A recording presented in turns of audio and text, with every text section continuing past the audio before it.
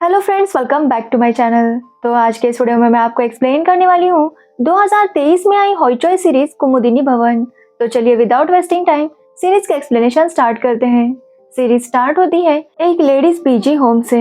आज वहाँ पे रहने वाली एक लड़की ध्रुवा का बर्थडे था। ध्रुवा उसके लिए काफी ज्यादा खुश थी, लेकिन उसकी रूममेट जानकी उससे नाराज थी। यहाँ पर जानकी और ध्रुवा के बीच में कुछ लड़ाई भी होती है, जिसके बाद ध्रुवा नीचे आती है।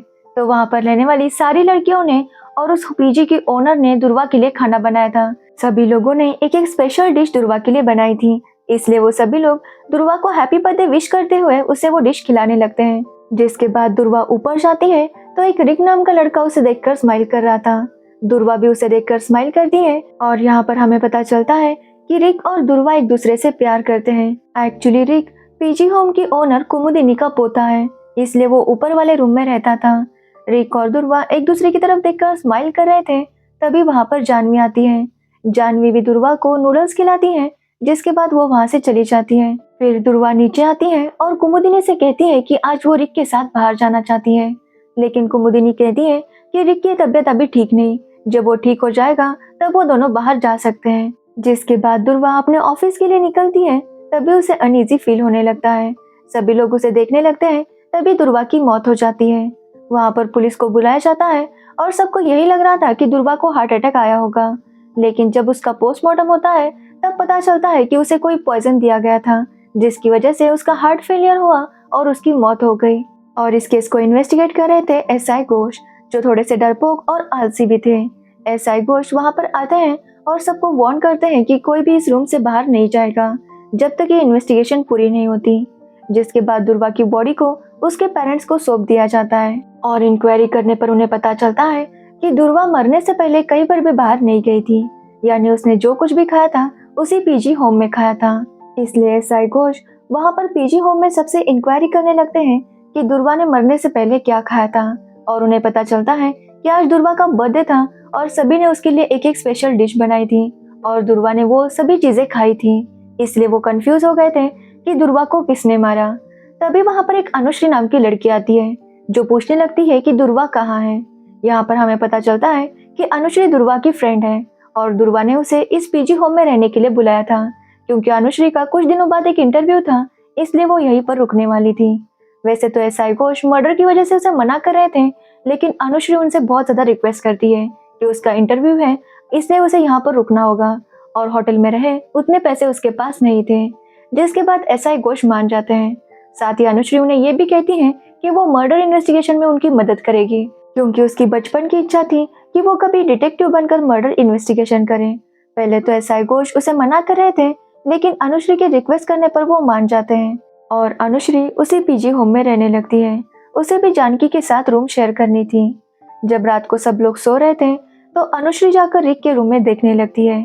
वहां पर उसे रिक के कुछ लेटर्स मिलते हैं, जिसे लेकर वो अपने रूम में आती है, लेकिन आते वक्त वो देखती है कि स्टेला नाम की एक लड़की रिक के पास आती है और उसे जगाकर कुछ इंजेक्शंस देती है। तो वही एसआई घोष और उनकी टीम सभी लड़कियों से पूछताछ कर रही थी और उन्हें पता चलता है कि जानकी और ध्रुवा में अक्सर लड़ाई हुआ करती थी। एक्चुअली रिक के साथ पहले जानकी का अफेयर चल रहा था, लेकिन कुछ टाइम बाद उनका ब्रेकअप हो गया, जिसके बाद ध्रुवा और रिक का अफेयर शुरू हो गया।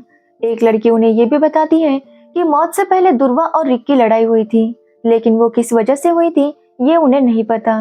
जिसके बाद एसआई घोष चाहते हैं कि वो रिक के साथ भी बात करें, लेकिन उसकी दादी कहती है कि रिक की तबीयत काफी खराब है, उसे बाइपोलर था, इसलिए वो काफी ज्यादा पैनिक करता। इसलिए वो एसआई घोष से रिक्वेस्ट करती है कि वो रिक से कल बात करें, क्योंकि कल उनके फैमिली डॉक्टर आने वाले थे। इसलिए एसआई घोष उनके सामने रिक के साथ पूछताछ कर सकते हैं और एसआई घोष भी इसके लिए मान जाते हैं।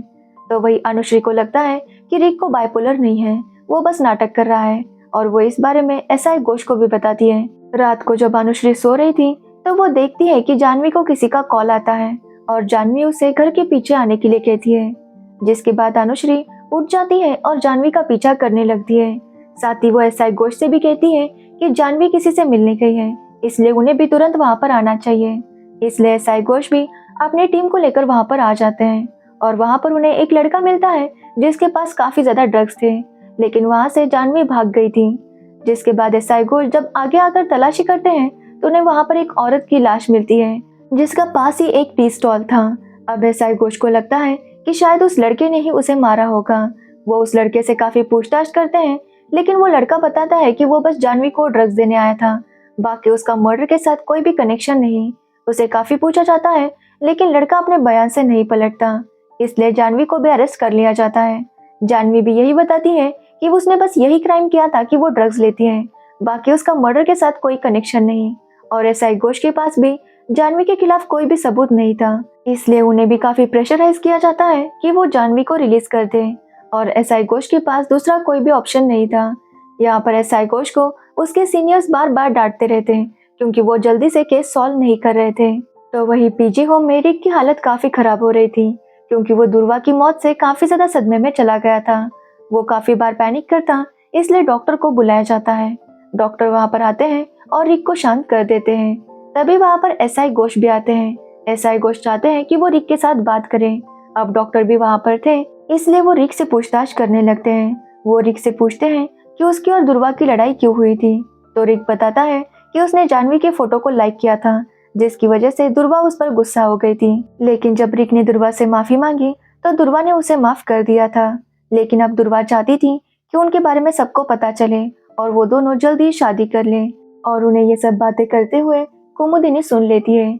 अब कुमुदिनी को पता चल गया था कि उसके पोते को और दुर्वा का अफेयर चल रहा है, इसलिए वो उन दोनों से बात करती है और दोनों ही यही बताते हैं कि वो दोनों एक दूसरे से प्यार करते हैं। अब ये बात सुनकर कुमुदिनी को भी उनके रिश्ते पर कोई एतराज नहीं था। वो दुर्वा से खुश थी, क्योंकि उसे पता था कि रिक बीमार है, फिर भी उससे वो प्यार करती थी, इसलिए कुमुदिनी उनके रिश्ते को एक्सेप्ट कर लेती है।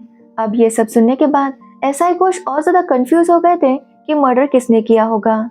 जिसके बाद वो उस लेडी के घर जाते हैं जिसका कल मर्डर हुआ था। वहाँ पर उसकी एक पोती थी और उसका बेटा लापता था। जब उसके घर की तलाशी ली जाती है तो वहाँ पर काफी सारा महंगा महंगा सामान था, और ये देखकर उन्हें उस चाय वाली पर थोड़ा डाउट आता है। इंक्वायरी करने पर पता चलता है कि वो चाय वाली चाय के साथ साथ ड्रग्स भी बेचा करती थी, जिसकी वजह से उसके पास बहुत से पैसे आ गए थे। साथ ही उन्हें वहाँ पर एक सोने के इयररिंग्स मिलते हैं जो काफी ज्यादा महंगे थे। वहाँ पर उन्हें उन इयररिंग्स का बिल भी मिलता है, इसलिए एसआई घोष कहते हैं कि उस ज्वेलर से जाकर पता करे कि ये इयररिंग्स किसने खरीदे थे, क्योंकि उस बिल पर सिर्फ सरनेम लिखा था शाह, और वो सरनेम उस चाय वाली का नहीं था। इसलिए उनकी टीम जाकर ज्वेलर से पूछताछ करने लगती है। तो वही अनुश्री उस मर्डर वाले स्पॉट पर जाती है जहाँ पर उस चाय वाली का मर्डर हुआ था। वहाँ पर ठीक से देखने पर उसे एक ईयरफोन का पीस मिलता है, जिसे लेकर वो एसआई घोष के पास आती है और उन्हें बताती है कि ये ईयरफोन जरूर उस किलर के होंगे। ये देखकर एसआई घोष समझ नहीं पा रहे थे कि एक ईयरफोन की मदद से वो किलर का पता कैसे लगाएंगे। तो वही हम पीजी होम में देखते हैं जहाँ पर डॉक्टर आए थे। डॉक्टर रिक से कहते हैं कि उसे हॉस्पिटल भर्ती करना होगा, क्योंकि अगर वो अंडर ऑब्जर्वेशन रहेगा तो जल्दी ठीक हो जाएगा।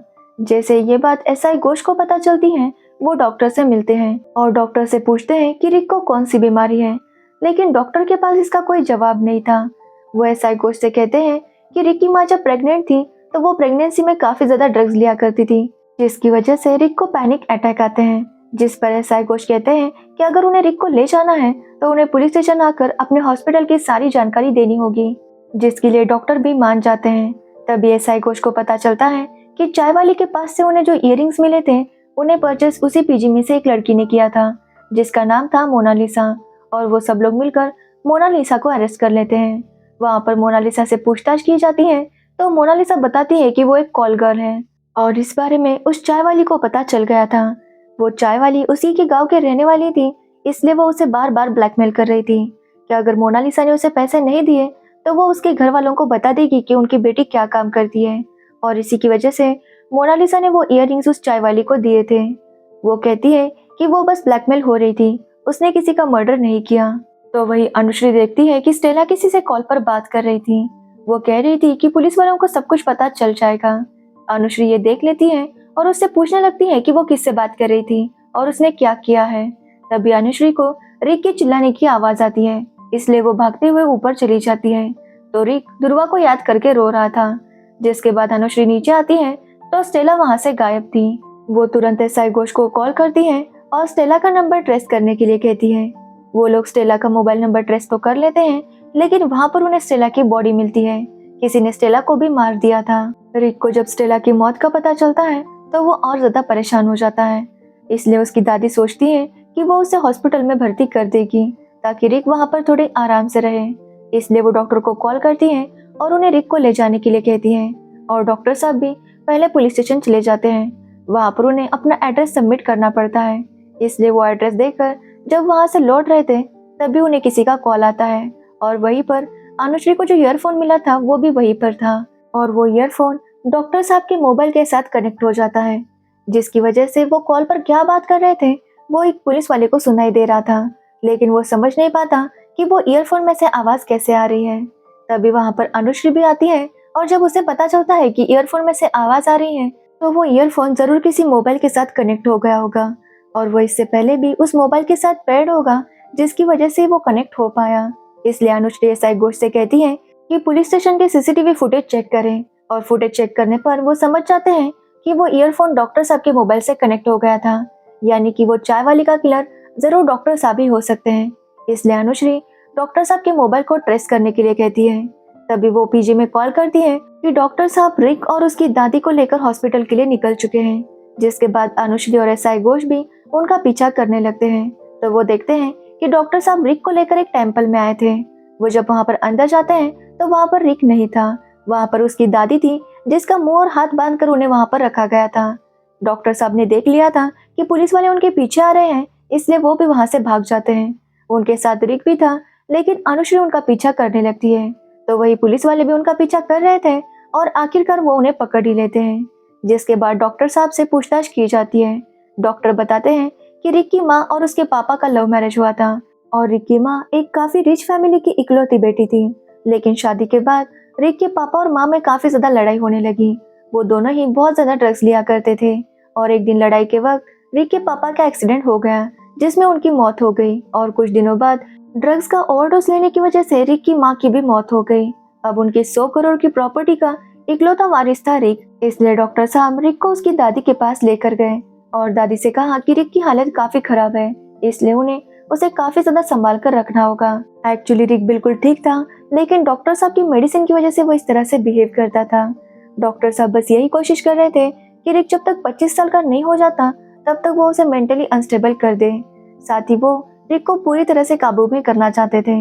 अब जल्द ही रिक 25 साल का होने लगा था, इसलिए डॉक्टर साहब उसे लेकर औरंगाबाद जाने वाले थे ताकि वो रिक की सारी प्रॉपर्टी खुद के नाम कर सके।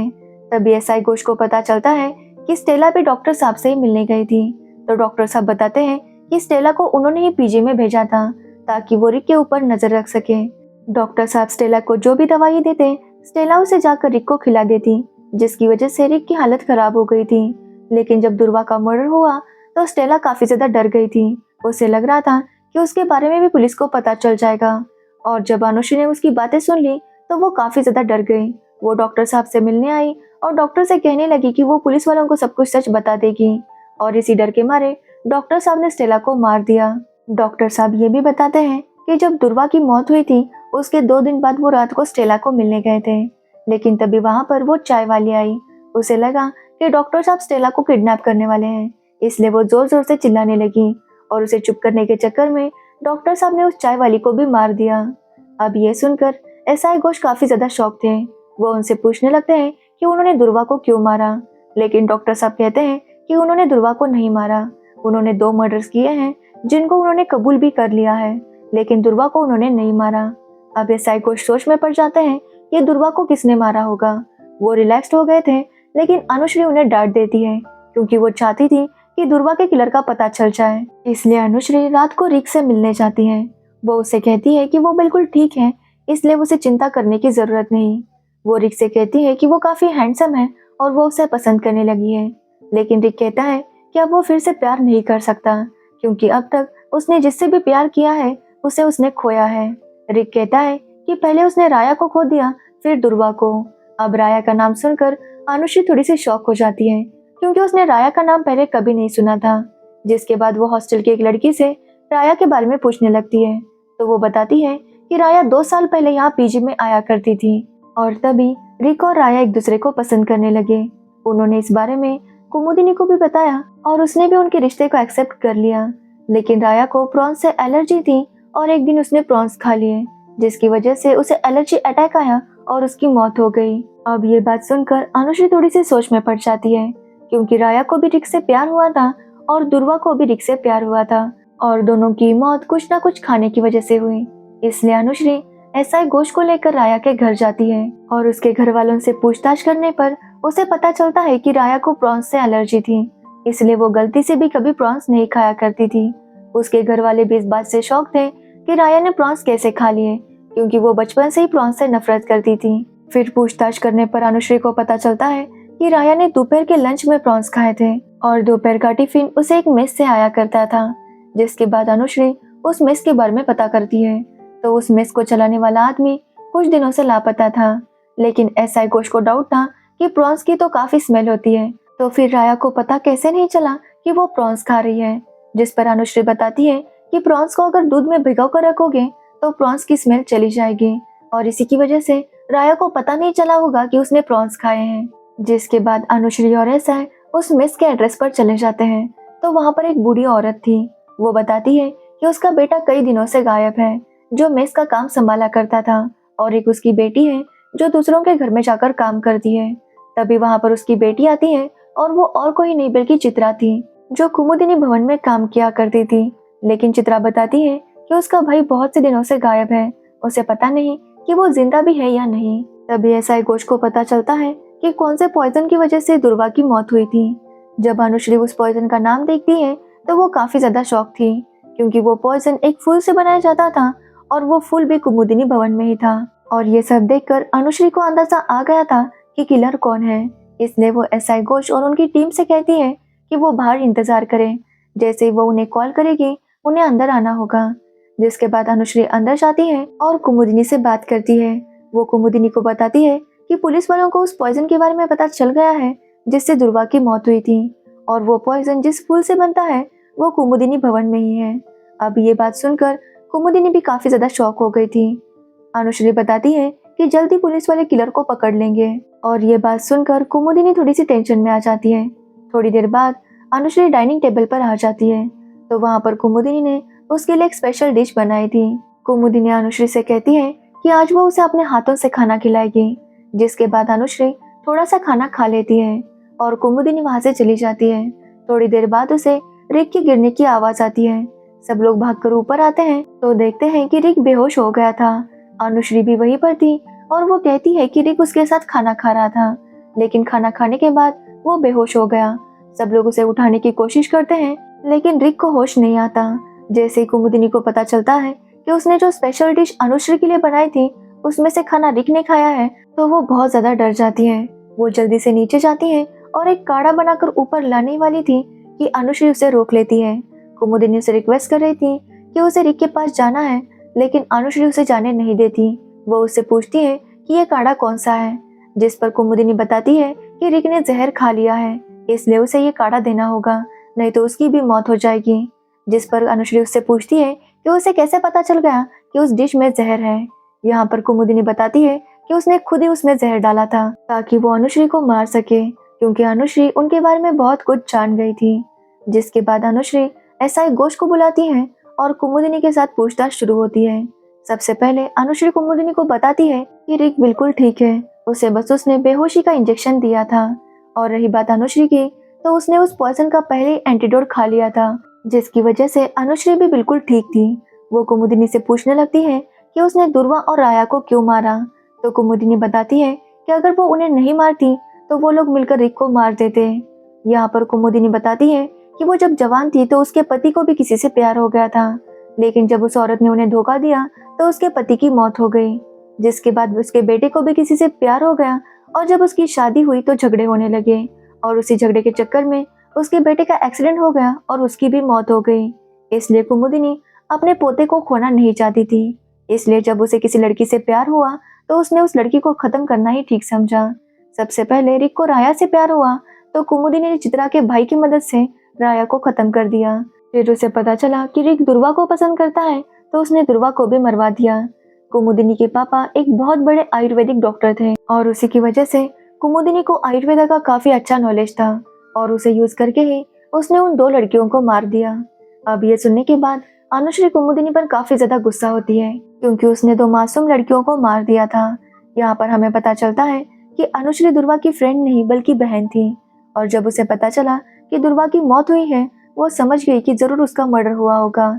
इसलिए वो जानना चाहती थी कि दुर्वा का किलर कौन है, और आज उसने पता लगा लिया था कि उसे किसने मारा है। और इस तरह से एसआई घोष ने भी अपना पहला केस सॉल्व कर दिया था, जिसकी वजह से उन्हें प्रमोशन भी मिलता है, और यहीं पर ये सीरीज एंड होती है। तो ये थी कुमुदिनी भवन सीरीज की स्टोरी। अगर आपको इस सीरीज की स्टोरी और मेरा एक्सप्लेनेशन अच्छा लगा हो तो वीडियो को लाइक कमेंट शेयर जरूर करें, और मेरे चैनल को सब्सक्राइब करना बिल्कुल मत भूलना। Thanks for watching the video.